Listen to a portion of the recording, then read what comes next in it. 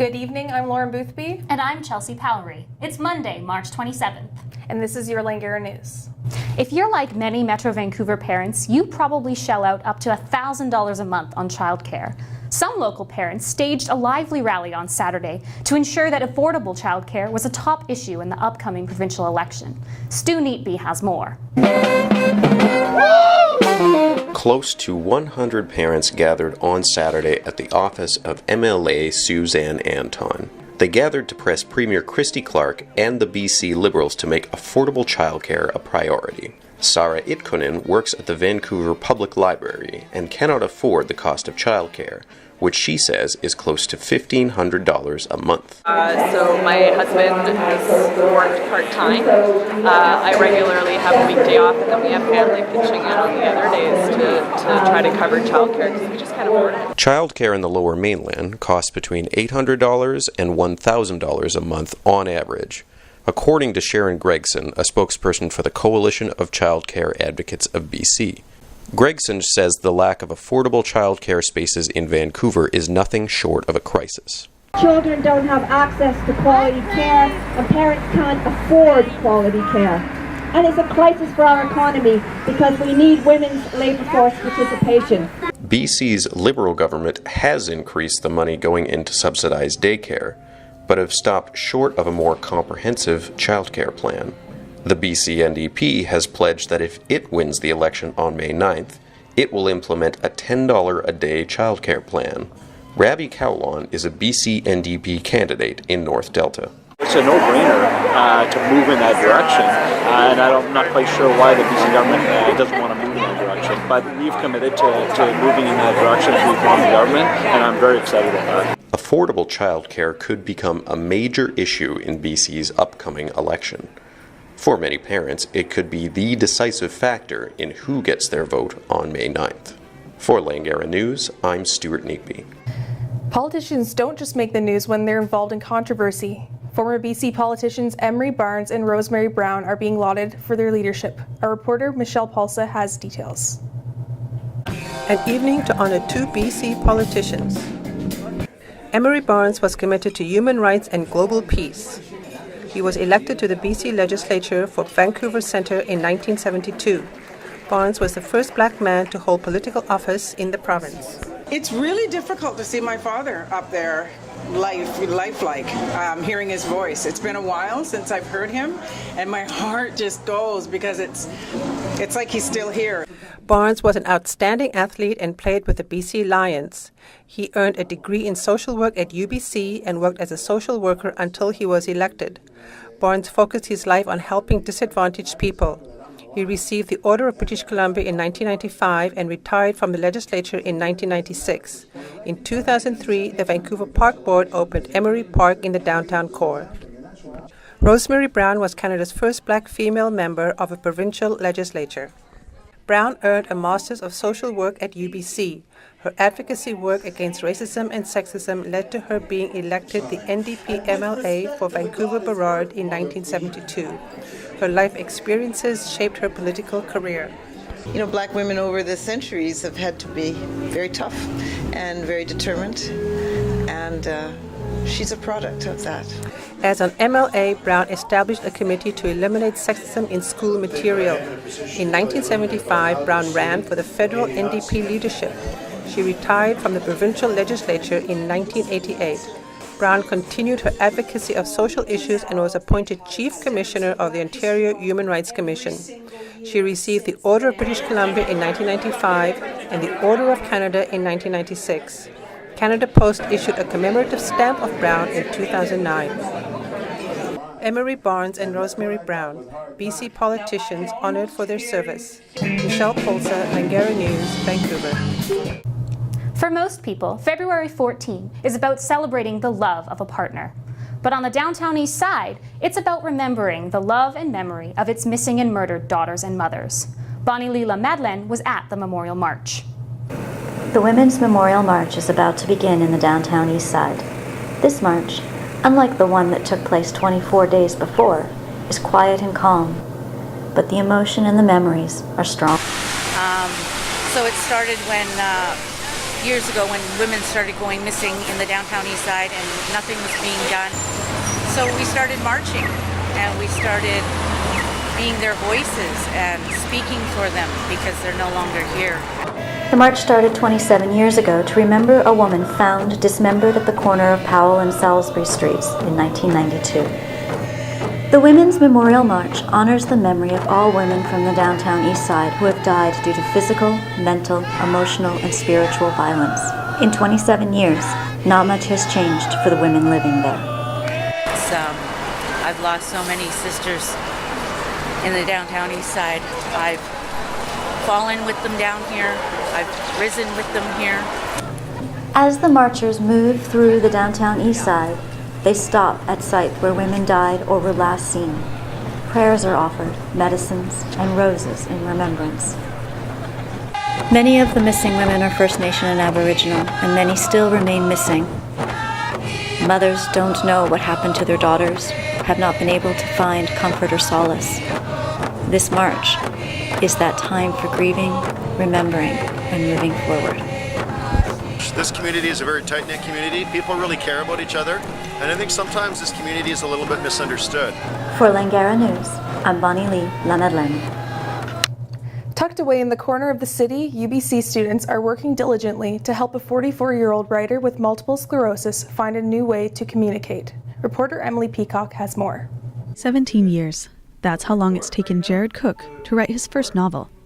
The work is painstakingly slow, but he's determined. I know what I want to write. Cook has multiple sclerosis, a condition that has left him unable to walk. He also has difficulty speaking. He is a prolific writer, but his physical limitations have, hindered his output. The two communicate through lip reading. If this fails, they try the Cook method. Mills reads out the alphabet letter by letter, and Cook indicates with an eyebrow movement what letter is correct. A-M, A-B-A. Cook lives at South Vancouver's George Pearson Centre, a long-term care facility that few are aware even exists. Unable to communicate, he remains isolated. That's what's cutting him off from, I think, a lot from the outside world and being able to advocate for himself better. Cook writes to make people think. Now, it has also made people act. A group of UBC engineering students started working with him in September of last year. We hope to have a system that can be installed on an average laptop like the one Jared has that will allow Jared to independently be able to write. Due to Cook's physical limitations, the UBC team has encountered difficulties tailoring the facial recognition software to his needs. It takes patience from everyone involved, and a dose of humor as well. The students and Cook have spent hundreds of hours together, and he is usually eager to take part, but not always. Because you have a life? Because I have a life. The students hope to have a prototype in place by early April. For now, Mills and Cook continue to write. For the Langara Voice, I'm Emily Peacock. What started as a peaceful protest ended in violence at an anti-racism rally on Sunday. Lauren Boothby was on the scene. You guys are going to stop arguing, okay? Because if you breach of peace, somebody will go. Okay. Tensions were high Sunday afternoon at an anti-racism protest in downtown Vancouver. But it didn't start that way. About 100 people gathered at the Main Street SkyTrain station and marched to Victory Park in a peaceful demonstration against racism. It escalated, ending in 3 men being detained by police, alleged members of the Soldiers of Odin. Musqueam Nation member Sachin Saitjem said racism needs to be resisted still today. It's very important. Confronting racism in this day and age, it can be scary, especially with the Soldiers of Odin who are here today, showing their true colors and who they really are as human beings. And it's of the utmost important in my mind that we all gather together. Disappointed with the lack of numbers. There's a lot of people who are willing to protest Trump and his racist policies, but they're not willing to come out and stand against racism. For Langara News, I'm Lauren Boothby.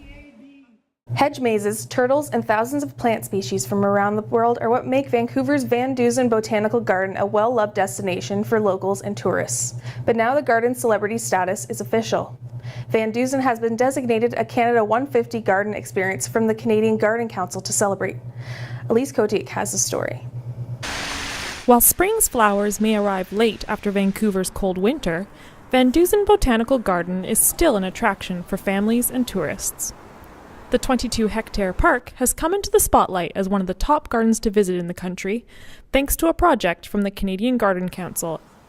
So it's a tour of gardens across Canada.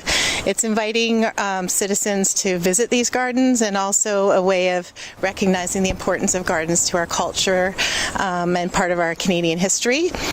Sayers says the garden offers something for everyone, like its hedge maze, made of over 3,000 cedar trees, which is a year-round draw for kids and adventure seekers. We offer a place for Vancouver citizens to come and relax and just enjoy being in nature and outdoors, as well as botanical enthusiasts and horticulturists who come here to learn more about plants and horticulture. The garden is an oasis for all sorts of visitors, and of course, Vancouver residents can also take refuge from city life. I think it's really neat because in the city there's so much cement, and it's neat for people who've never seen this much nature, and it's not far for them to come and see all these different types of plants and all these different kinds of so much variety. Many artists also enjoy using the garden as a place to get inspiration throughout the year. It's really nice to take photos of, and it's awesome because there's different types of photography that you can get throughout the year. Like in Christmas you can take photos of the lights, and then in spring you can take photos of the blossoms. With the weather warming up, those blossoms will surely arrive soon. For Langara News, I'm Elise Kotick. In a city where old is being rapidly replaced with shiny and new, some people still have a passion for vintage clothing and antiques. The Society for the Museum of Original Costume is in its 25th year, and it's looking to recruit some younger members. Cheryl Whiting has the story. A Vancouver organization is trying to get younger people interested in historical fashion. About clearing up, and it's a new experiment, and also trying to appeal to a new audience, which is, I think, working out really well for us. So the waistcoat's copied from one in Ivan's collection. We have the ends squared off. This is as ties modernized in about 1900, 1910. The Society for the Museum of Original Costume was started in 1992 to create a museum of historic fashion and textiles. In addition to special events, they also present educational programs and recently held a fundraising event at the historic Highcroft Manor. There were about somewhere between 400 and 600 baby bonnets. And in an exhibition, you tend to show the same 10, so it does get to be a storage issue. This is from the Scout Boutique. It's a vintage top, kimono style, and I got for $10.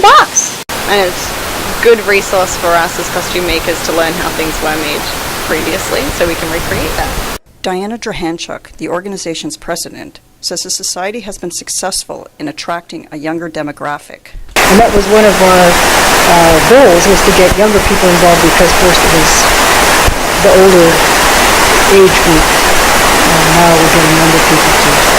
Drahanchuk says the next event is in April and will be called Victims of Fashion. Fashion can be dangerous to your health. Oh yes, that's even now, but all through the ages.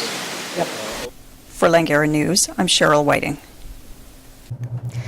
In sports, you might not know, but 10% of BC's population is estimated to be of Tamil heritage.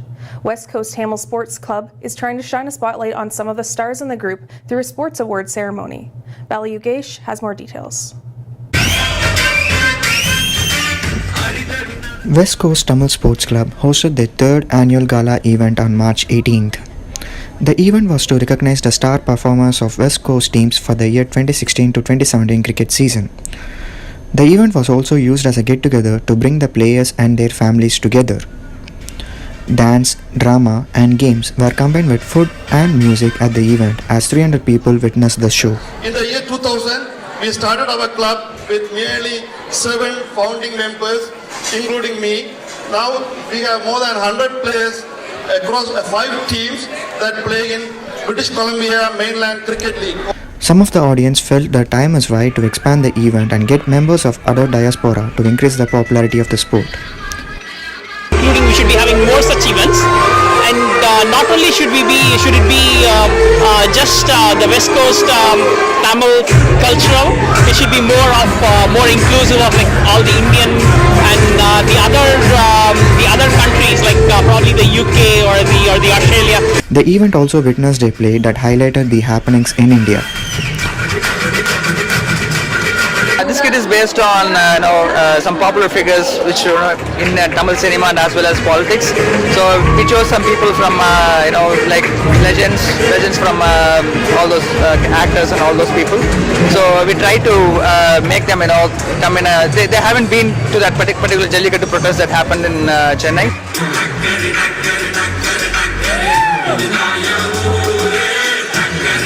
This year's cricket season is beginning on April 1st. This is Bala Yogesh signing off for Langara Voice. It's a race to the finish line on these boats, but no one is at the helm. Instead, these sailors are holding remote controls and trying to keep out of the rain from the shore. Claire Henning has more. Down on the water in the North Shore, a fleet of model sailboats races past each other in carefully calculated moves. But there is no crew on board these sailboats. Each boat is controlled by remote control from the shore. We're here sailing our international 1 metre model sailboats. Everybody's all fired up about racing their boats and getting out and spending time. And as you can see in this kind of weather, we're all pretty enthusiastic because it's not exactly the best day to go sailing. Ashman says sailing the model boats can get very competitive and is much more than just a hobby. These boats are not just something that we sail around, they are actually race boats. That's the whole purpose of the class and the design. Last week, Ashman was at a regional regatta. He said it is growing in popularity and there are frequent national and international competitions. When Vancouver held the World Championships last fall, there were 76 competitors from 18 different countries. Ashton said although it is competitive, it is also a supportive sport. It's different to big boat racing because you stand on the bank next to your competitors. Generally when we get a course set up, you'd walk up and down the bank from the leeward to the windward end of the race, and you're walking alongside the guys that you're racing against, so you can chat to them and let each other know what's going on. Alan Gardner has just joined the new club. I haven't sailed for about 20 years. But he used to sail a lot as a child and a young adult, and he says it's all coming back to him. Well, control the sails in and out, and then the front sail or the jib, I can trim that relative to the main. And then there's a rudder, and then there's also a line that goes to the top of the mast at the back of the boat called the backstay, and I can control that as well. Gardner says he loves the control and the camaraderie of model sailboat races. He is currently practicing for an upcoming international race in July.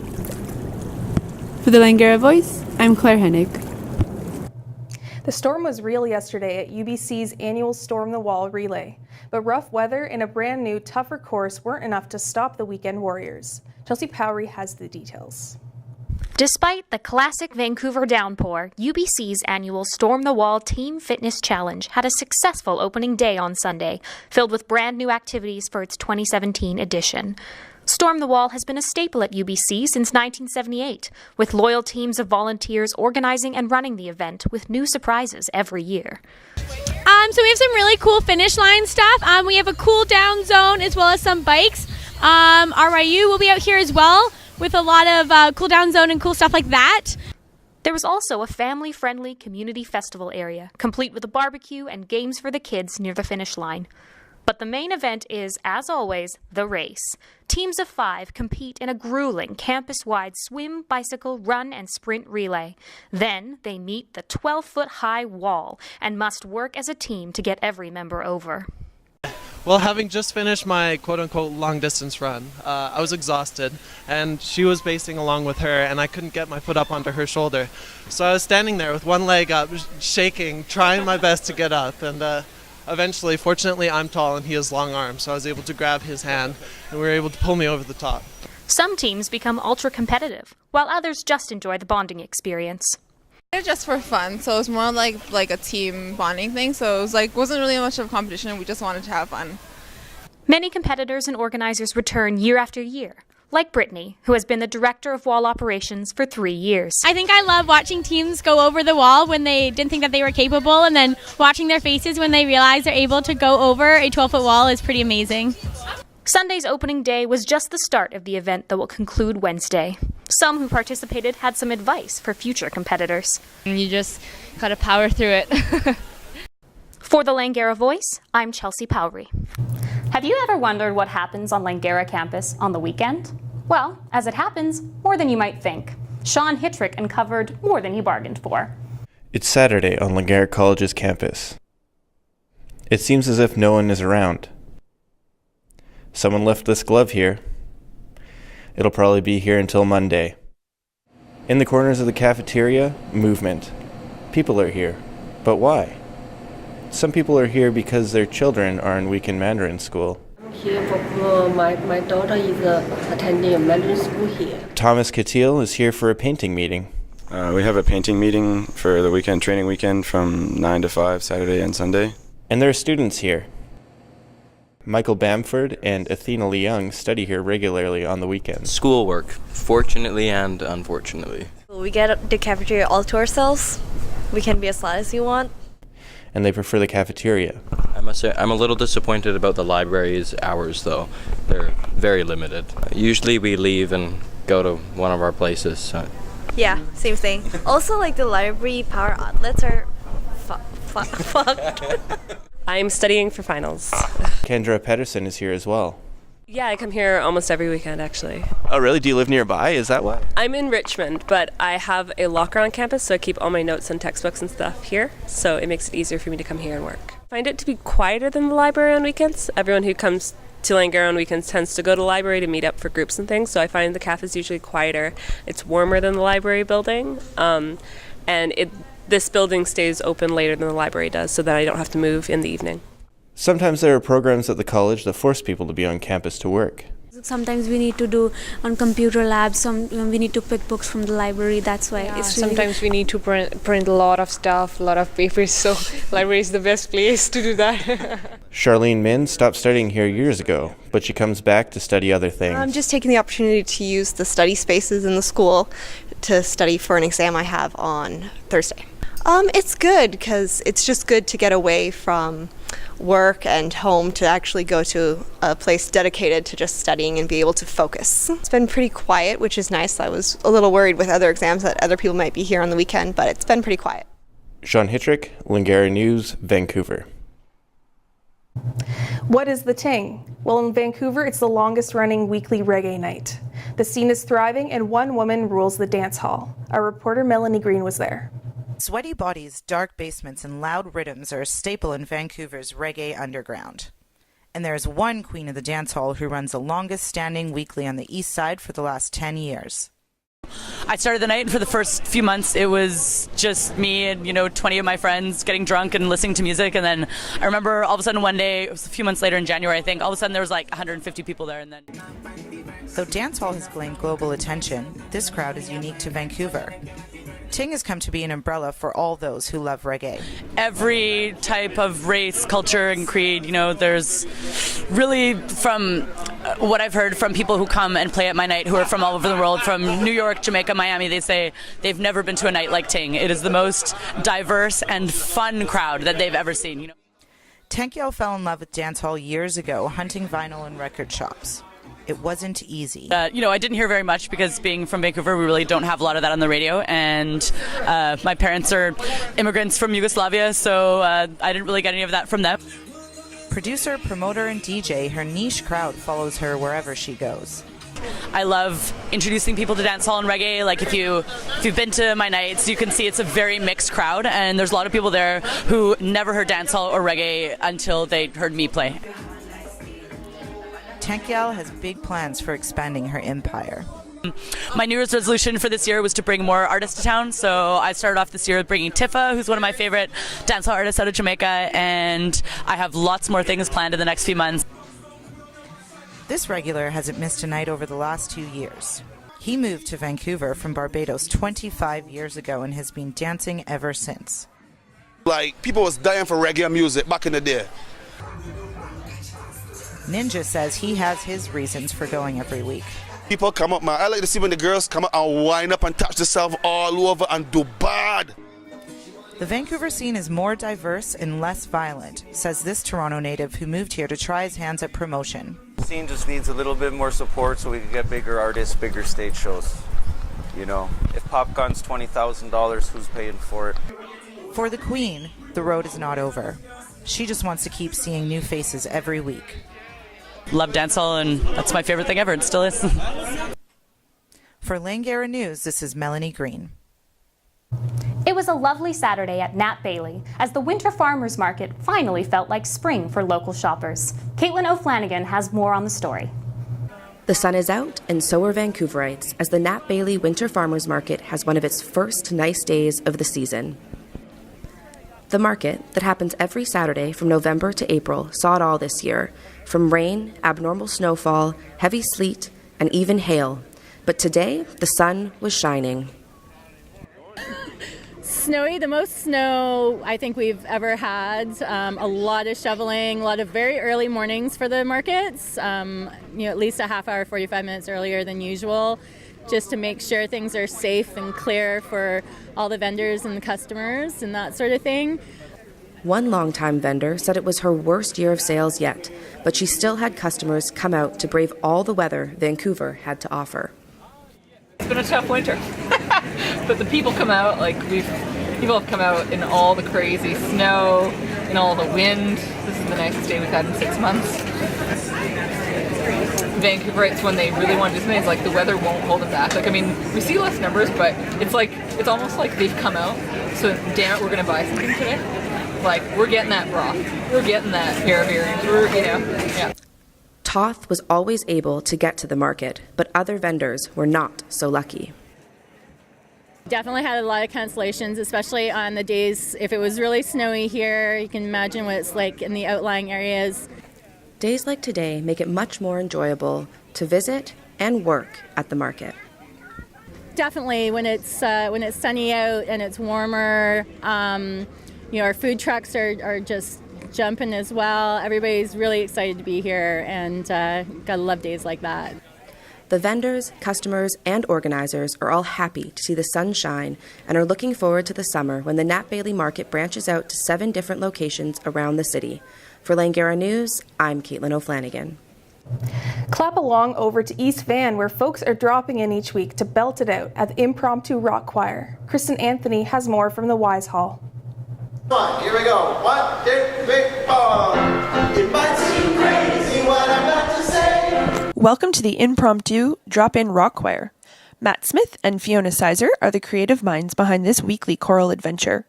At a loss for places to sing without a competitive nature, the pair started Impromptu almost 2 years ago. And we sing rock, pop, soul, Motown, that type of thing, those types of songs. And we have a lot of fun doing it. About just getting together and having fun. We don't put on performances, so we're not practicing to put on a show for other people. We're just singing for our own enjoyment. Because I'm coming along.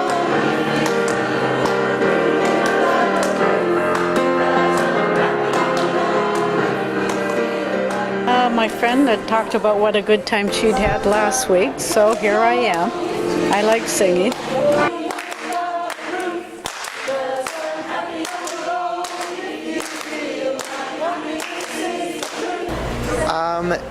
It's a pretty good mix of people, lots of different ages, different walks of life.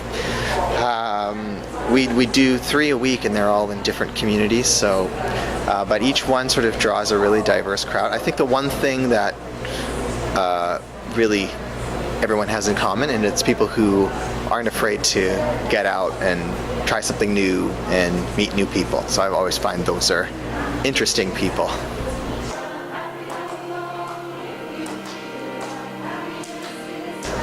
When people come in and they seem very skeptical and they say, well, I don't know how to sing, and I'm really scared, and I might just sit at the back and and just listen. And by the end of the night, when they come up to me and say, that was really fun, I could do way more than I thought I could, and I really enjoyed it, and I'm going to come back. That's makes it all worth it.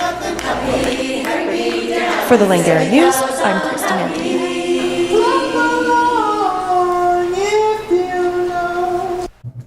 And that's all we have time for. Thanks for joining us. I'm Chelsea Powrie. And I'm Lauren Boothby. Good night.